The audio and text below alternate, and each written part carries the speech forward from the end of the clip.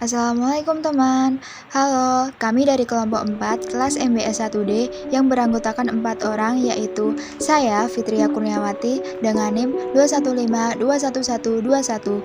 Yang kedua ada Muhammad Mutasid Islah dengan NIM 215211126. Yang ketiga ada Intan Dwi Yuliana dengan NIM 215211129. Yang terakhir ada Usoli Zain Safrudin dengan NIM 215211145.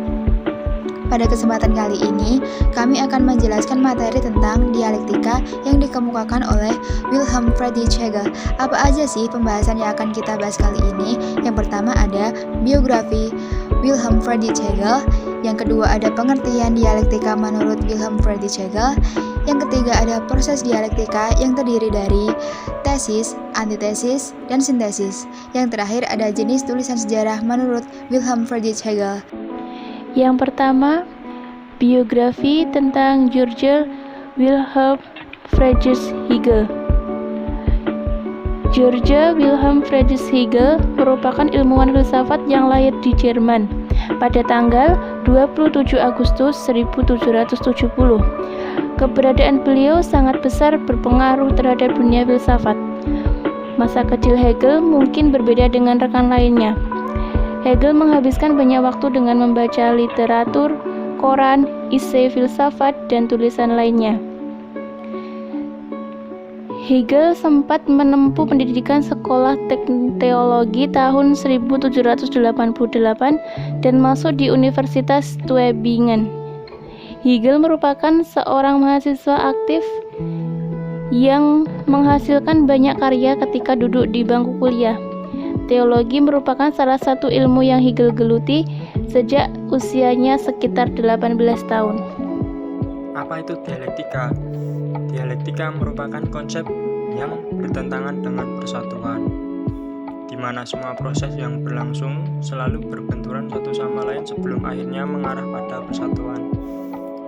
Dialektika sebagai suatu proses meliputi 3 tahap.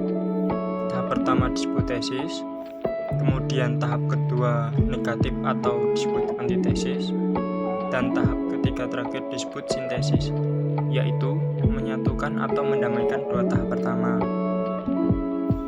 Proses dialektika. Tahap pertama tesis, yaitu pernyataan atau teori yang didukung oleh pendapat yang dikemukakan. Lalu tahap kedua antitesis, yaitu ungkapan pendapat yang bertentangan dengan tesis. Lalu tahap yang ketiga yaitu sintesis, merupakan panduan campuran dengan berbagai pendapat sehingga menjadi suatu kesatuan yang baru. Jenis tulisan sejarah.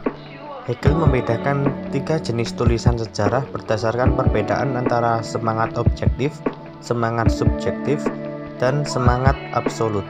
Pertama-tama, menulis sejarah asli, yaitu laporan seseorang tentang peristiwa di masanya sendiri. Kedua, karya sejarah reflektif, yang jauh dari masa lalu sehingga menciptakan ruang untuk evaluasi subjektif. Kebenaran masa lalu dapat ditelusuri kembali ke pelajaran sebelumnya atau melalui diskusi serius. Ketiga, karya sejarah dan filsafat. Selama penulisan sejarah masih dalam taraf semangat subjektif, pemahamannya tentang masa lalu belum lengkap, sehingga perlu diperbaiki. Cukup sekian materi yang kita paparkan pada kesempatan kali ini. Thanks for your attention and thanks for watching. Assalamualaikum warahmatullahi wabarakatuh.